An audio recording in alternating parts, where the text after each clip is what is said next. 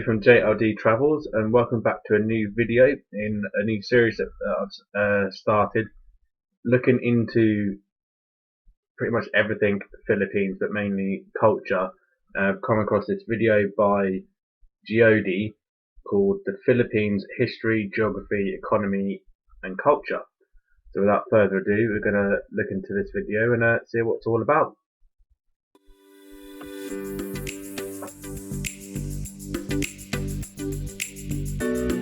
Such a beautiful country, the Philippines. I miss it so much.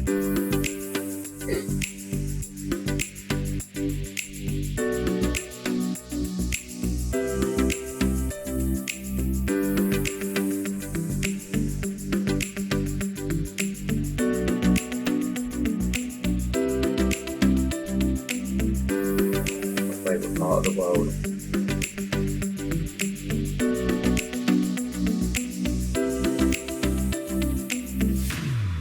Looks like a volcano erupting. Oh, I really want to see one of that. Yeah, the Alps are all so colourful, bright and vibrant.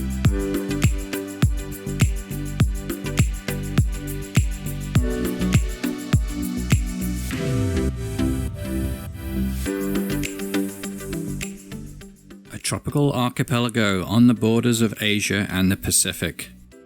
100 million people living across thousands of islands. A fusion of island nation people with Spanish and American influences. There isn't a place or people like it anywhere in the world. From Manila to Mindanao, Coron to Boracay, a land of rice paddies and rainforest, barangays and jeepneys. This could only be the Philippines.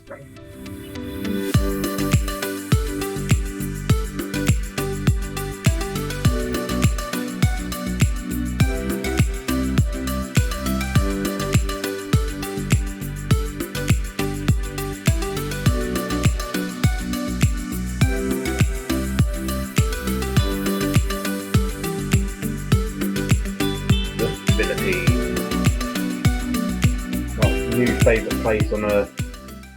The Philippines is a highly populated and extensive archipelago on the eastern edge of Southeast Asia. The country was named after King Philip II of Spain when it was conquered by the Spanish in the 16th century. For the longest time, it was officially called the Philippine Islands, or Las Islas Filipinas, but the islands part was dropped in 1935, leaving just the Philippines. The name of the country in the official Filipino language is Pilipinas. So before the Second World War broke out, the archipelago has been home to a succession of people for tens of thousands of years. The Austronesian peoples that make up the vast majority of the population today are believed to have colonized the islands as early as 2200 BC, and in the succeeding centuries the islands were divided into many chiefdoms, kingdoms, city-states and sultanates which regularly fought one another. This was the state of affairs the Spanish found when Ferdinand Magellan, the explorer that led the first expedition to circumnavigate the globe, arrived here in 1521. He claimed the islands for Spain, but was shortly after killed by natives at the Battle of Mactan, near the current city of Cebu. Colonization efforts began in earnest in the latter part of that century, subjugating the various local polities using their tactics of divide and conquer that they had used so successfully against the Aztecs and Incas of the New World. The Spanish based their capital in Manila, and this city was where the Manila galleons were built that sent silks from China, spices from Indonesia, and cotton textiles from the islands themselves across the Pacific to Mexico and then on to Spain, the first consistent trade route across the Pacific. The Catholic Church was very active in its conversion of the local populace during this time, with the result that today the majority of the population subscribes to this faith. Part of this process was the locals adopting Spanish family names, which explains why most Filipinos today have such names. In the 1800s, local resentment over colonial rule mounted and finally erupted in the Philippine Revolution that began in 1896 with the foundation of the First Philippines Republic in 1899. Complicating matters though, Spain found itself at war with the United States over Cuba only 2 years later, and losing that war ceded the Philippines to the USA in 1898. The Americans did not recognize the Philippines Republic and over the next 3 years fought against the local revolutionary leaders in the Philippine-American War, which led to the deaths of over 200,000 Filipinos from famine and disease. The American administration ruled over the islands for the next 4 decades, dramatically changing the culture of the islands by reducing the influence of the Catholic Church and making English the official language, resulting in English replacing Spanish as the most commonly spoken non-native language up to this day. During World War II, the Americans were forced to abandon the islands following the Japanese invasion in early 1942. The islanders suffered terribly under Japanese occupation, with massacres and mass rapes a routine occurrence, while many of the women were forced into prostitution to the occupying forces. Oh my God, how can you let someone get that? The islands were liberated in early 1945, after an estimated 1 million locals had been killed. Within a year, the Americans granted full independence to the country, providing for a democratic constitution similar to that of the United States. Today, however, Filipinos celebrate their Independence Day on June 12th to mark the anniversary of the revolutionary movement's declaration of independence from Spain in 1898. The first decade of independence saw the government dealing with the Hukbalahap, a communist insurgency that had originated in opposition to the Japanese occupation and was finally defeated in 1954. In 1965, Ferdinand Marcos was elected to the presidency, but rather than step down at the end of his term, imposed martial law in 1972. He ruled in total for just over 20 years, and the time of his illegal tenure was marked by repression, censorship, and human rights violations. Most notably, however, he and his wife Imelda were accused of embezzling billions of dollars from the public purse. Imelda's closet of thousands of pairs of shoes, while millions of Filipinos lived in abject poverty, has become a legendary symbol of the corruption of the elites. The couple were forced into exile following the People Power Revolution of 1986. Corazon Aquino, the widow of Marcos's chief rival assassinated in 1983, then assumed the presidency. Didn't know that. Presidents have continued to be elected in a democratic fashion since then and up to the present. Although millions of Filipinos remain in poverty and feel that they are not represented by what they might regard as a revolving door of elite dynasties being in political control. Totally agree with them. Government corruption remains a serious issue and can partly explain why the Philippines, although seeing regular economic growth, did not become one of the tiger economies of Asia like Japan, Taiwan, Singapore, South Korea, or even Malaysia. In the latest Cato Institute's Human Freedom Index, the Philippines is about mid-table overall, having a ranking of 83 out of 162 nations, with personal freedom being worse than economic, particular concern being over the accessibility to and the fairness of the legal system.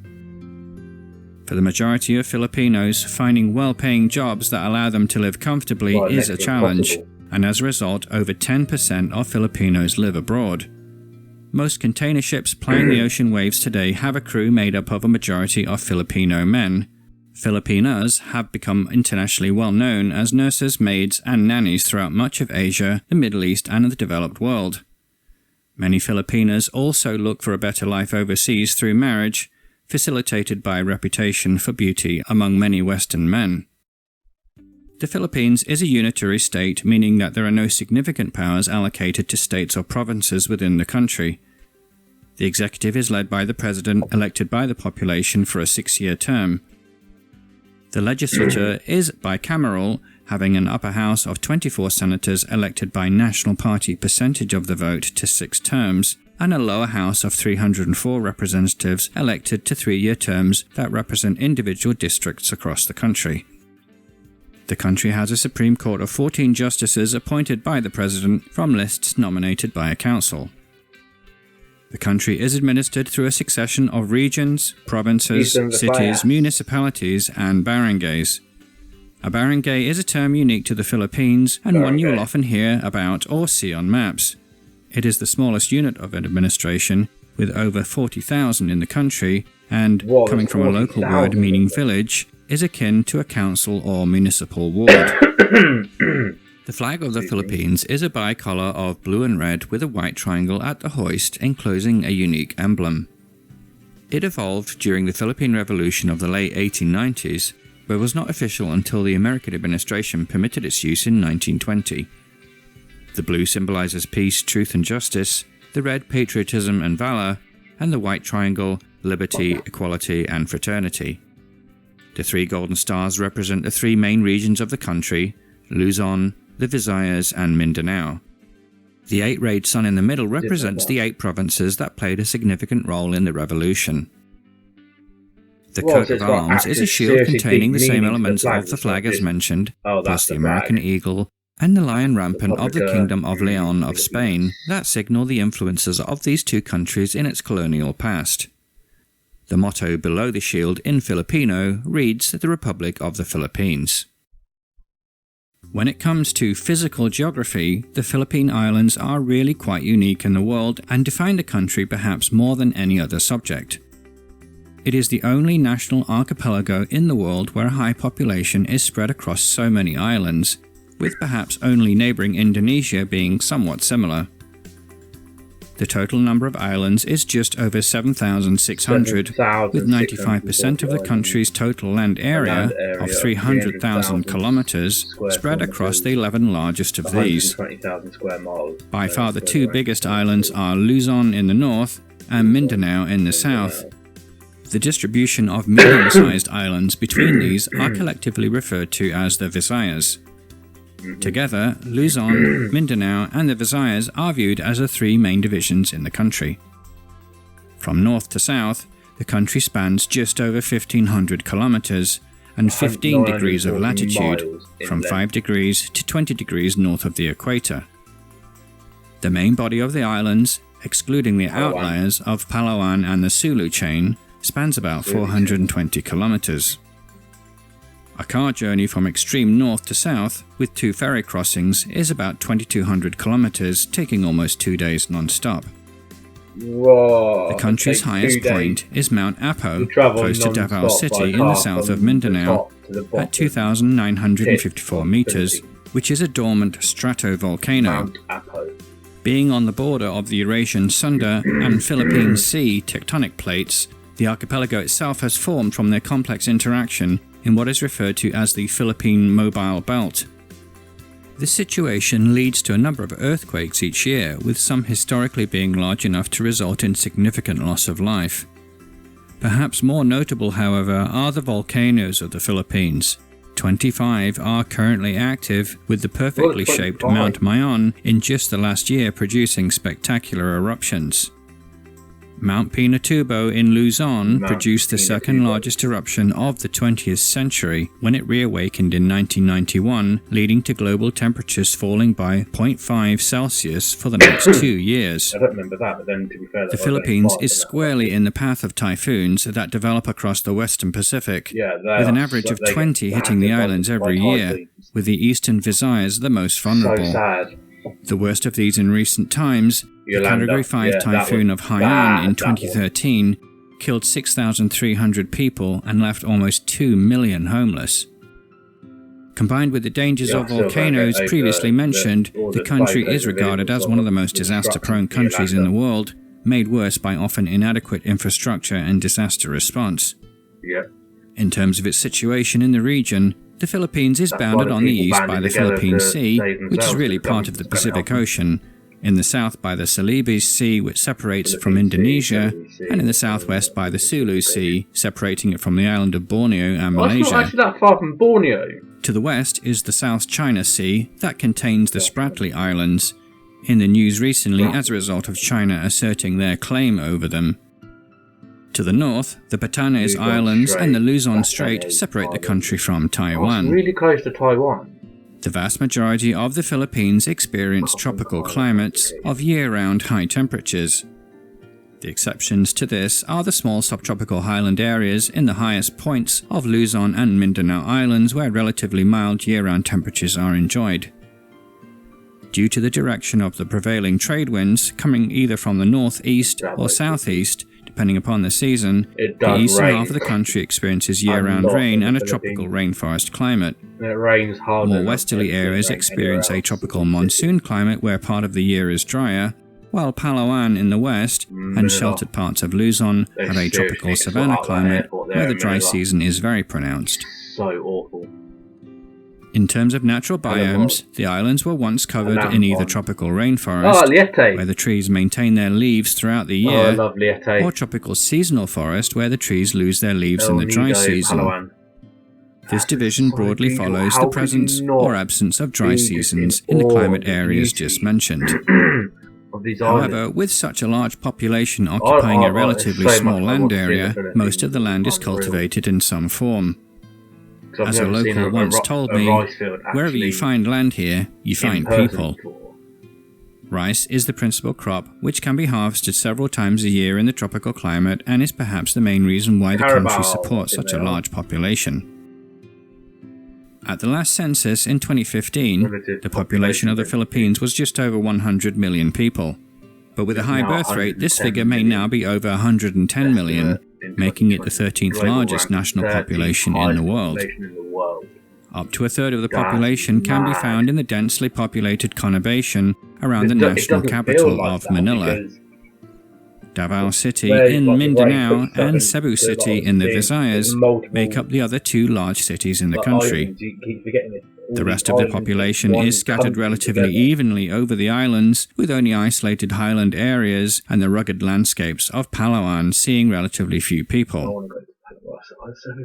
A product of its geography of islands and mountain ranges that act as barriers to population mingling, it is perhaps no surprise to find that ethnically, the Philippines is one of the most diverse in the world. The original regional groups of people prior to the Spanish conquest have remarkably retained their native languages and dialects to the present day and use them in everyday communication. The largest of these is Tagalog, spoken around Manila and the surrounding regions of Luzon, and Cebuano in the Visayas and Mindanao. These two make up almost half of all Filipinos, with the other 180 languages and dialects making up the other half. The Filipino language is a standardized form of Tagalog which, alongside English, is an official language of the country. Spanish, once widely spoken, is now used by only a few, despite the oddity of most Filipinos having Spanish family names, as earlier mentioned. This Spanish influence includes the term itself, Filipino, which is spelt in the Spanish style. In more recent decades, the Tagalog word Pinoy has been self-adopted by many Filipinos to describe themselves, perhaps to assert the local word over a word that ultimately derived from a Renaissance-era Spanish king.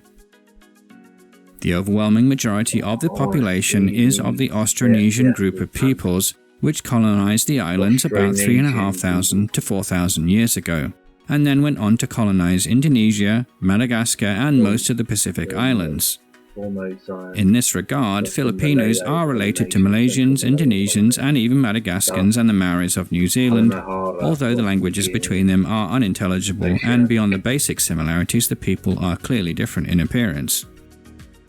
Several tens of thousands of people living in the Philippines today are the remains of even earlier populations prior to the Austronesian colonization and have survived in more remote areas such as Palawan and the uplands of Luzon, maintaining their language and traditions, including religious beliefs. On that subject, the majority of Filipinos are Roman Catholic, a result of centuries of missionaries' work during the Spanish colonial period. A small number of Protestant Christians exist, as well as pockets of Muslims in the south. The economy of the Philippines is the 25th to 29th largest in the world, depending upon compilation. Its chief exports are semiconductors and electronic products, along with a number of foods and minerals.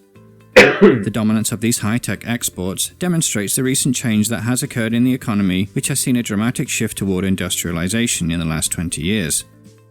This, along with consistent economic growth, have led some economists to label the country as an Asian tiger cub economy, since the Philippines was not a part of the original club of Asian tigers of Japan, Singapore, Taiwan, and South Korea that grew explosively in the 60s, 70s, and 80s. Poor infrastructure, hampered by the difficult natural geography of the archipelago, however, along with high levels of corruption, are still preventing the country from realizing the potential that the original Asian tigers now enjoy.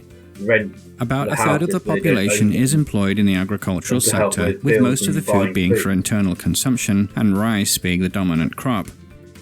As well as Oh, crewing most of the rice. world's merchant Love fleet, rice. the Philippines is now life. a major shipbuilding nation, being the 4th largest in the world in this respect.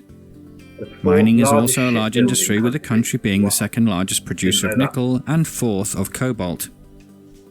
Over a quarter of the country's electricity is produced by geothermal power, taking advantage of its seismically active situation, and is second only to the United States in terms of megawatts produced in this way. In terms of the service sector, the Philippines has now surpassed India as the call center capital of the world, a product of low labor costs and a population that speaks English. Lastly, tourism is now considered to be the country's biggest untapped resource, and prior to the current travel situation, tourism to the country was growing dramatically. Wow. With such abundant natural beauty and the friendliness and gentle nature of the people, it's actually a wonder that the country had not been a magnet for international tourism many years earlier. The nation's currency is the Philippine peso, which at the time of this video had an exchange rate of 50 to the US dollar. So much better. Filipino culture is unique, being a fusion of the already distinctive culture of the islands with Spanish and American influences, being strong from their respective periods of colonization. Because of the fragmented geographical nature of the archipelago, as well as individual regional languages still being used, the cultures of each island can be very different, manifested in traditional costume and festivals, cuisine, and manners. One well-known example of this fusion is the unique phenomenon of the jeepney. These pimped-out, chrome and coloured vehicles are conversions of jeeps left behind by US forces in World War II, and the originals and their descendants are a ubiquitous sight in towns and cities across the islands, being shared taxis where local commuters can hop on or off at any time, and often in violation of local traffic ordinances. In part due to the many connections between the United States and the Philippines, as well as their propensity for good looks. Many well-known celebrities of today are from here or have Filipino mothers or fathers. These include singer-songwriter and X Factor judge Nicole Scherzinger, Dreamgirl actress Sharon Leal, singer-songwriter Bruno Mars, Christine Gambito aka Happy Slip of YouTube fame, theatrical and Disney princess singer Lea Salonga, High School Musical singer Vanessa Hudgens, Black Eyed Pea Alan Pineda aka Apple Diap, stand-up comedian Joe Coy, multi-platinum award-winning singer Enrique Iglesias, businesswoman and co-founder of Flickr Katerina Fake, world-renowned fashion designer Monique Lhuillier, La Bamba and Young Guns actor Lou Diamond Phillips, Journey lead singer and songwriter Arnel Pineda, electronics and computing pioneer Dado Banatao, actress and Miss Universe Pia Wurtzbach, and last but not least, multi-weight title winning boxer Manny Pacquiao, who currently serves as a senator of the Philippines. I don't even like boxing, I know who that beast of a man is. So, how to summarize the Philippines and its people? In my opinion, both the islands and its people are truly unique. Many countries and nationalities are similar to others, but the peculiar blend of island nation people mixed with Spanish and American colonial influences and the geographical nature of the compact archipelago itself really have no likeness to anything else that I can think of. And because of the Philippine diaspora, their culture has influenced the developed world in many subtle ways that we may not be aware of. I very much enjoyed my time spent there a few years ago. The islands are simply stunning in their beauty, and I don't think I can think of a more welcoming and friendly people anywhere in the world. And that's... Wow. I actually found out quite a lot that I did not know about the Philippines originally, and just now knowing a lot more about the history of where the Philippines as a country came from. Some stuff I did know, I will openly admit that, and it just makes me, how can I say this, it makes me feel more in tune with how hard the Philippine people have had it, where they've had to try and rise up against their own government, because it's just been rife with corruption. And to be honest, I don't think it's really ably changed too much, because whenever there's a natural disaster, like if there's been an earthquake or a typhoon's gone through, or like in this video where it showed that obviously a volcano erupted in 1991, and it's obviously got 25 active volcanoes around it, the government's response is rather lethargic in its approach, and there's nothing there really to help these people. That obviously when a natural disaster was to occur, they're kind of left to fend for themselves, and basically that's not right. It's not fair. I do believe the Philippines at some point in the future really need to introduce some kind of state benefit similar to something that we have in the UK, like job seekers allowance, not necessarily universal credit, but then something similar to that, but implemented in a much better manner. That's when the country can start going forward and forward and forward, because like these people need help. Like, even obviously with the finances as the country as a whole isn't obviously as great to say like a China or Russia or the UK or America or somewhere like that. But even if it's just enough, just so they can put food on the table, they can pay their electric bill, and they have help to pay their rent. And then they'll just have to figure out, even if it's not to cover all of it, if it's just to cover the majority of it, and then they've only got to find the last little bit just to help it tip it over so they reach to be able to eat every day and have power in the homes if their homes have power, because obviously not all homes in the Philippines have electricity. The Philippines needs to catch up on that aspect, but the people within the country as a whole are some of the most loving, caring, polite, friendly, welcoming people that I've ever come across in my life, where I've been lucky enough to travel around to quite a few places.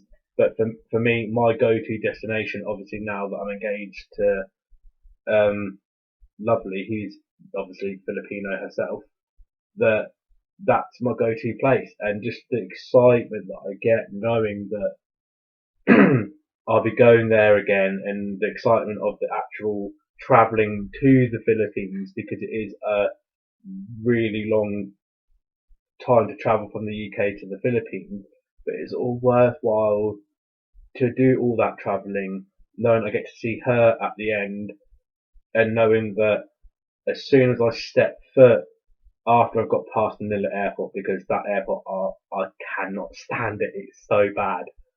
But when I step foot into Tacloban, I know that it just feels like all the weight, all the stress, all my worries just go and get completely crushed and destroyed, and I just feel at peace, I feel at ease, I feel relaxed. And aside myself, I don't really get to gets to come out, and I do believe I get on with her family quite well, and just knowing that I've got that to look forward to again this year, hopefully a couple of times again like last year, and start building on our future together. But hopefully you all enjoyed that video. If you like what you see and would like to see more, please go and check out our other videos. There'll be links for the latest video just to the left, and playlist to the right. Drop us a like and leave a comment down below, and please tell us about your experiences, if you've been lucky enough to go to the Philippines, and how your experience was when you went there. If there's anything you would like me to check out, I'll be more than happy to check out for you guys. And smash the subscribe button on the way out. Thank you very much for watching. I'll catch you in the next one. Bye bye for now.